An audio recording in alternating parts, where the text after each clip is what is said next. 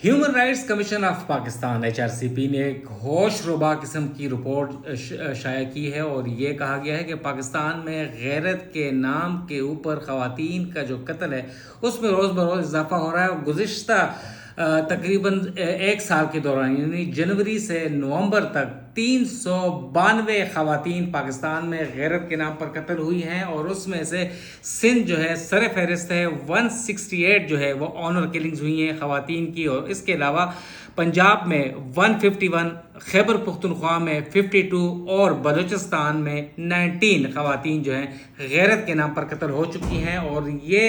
तादाद रोज़ बरोज़ बढ़ रही है। और इसके अलावा रेप के केसेस जो हैं उसमें भी बहुत ज़्यादा इजाफा हो गया है। हाल ही में बलूचिस्तान में 2 माह पहले ईद से पहले एक कपल को कत्ल किया गया है जिसकी वीडियो वायरल हुई है और किस तरह डिटाई के साथ एक ताकतवर तरीन सरदार शेरबाज जो है जाफराबाद का वो पुलिस के साथ इस तरह घूम रहा है और सिर्फ पुलिस ने उस ताकतवर सरदार की 2 रोज़ा जिस्मानी रिमांड हासिल किया, जिससे लगता है कि आइंदा कुछ रोज़ में पुलिस इतना कमज़ोर केस बनाएगी कि अदालत उसे रिहा कर देगी, बरी कर देगी और मासूम जो कपल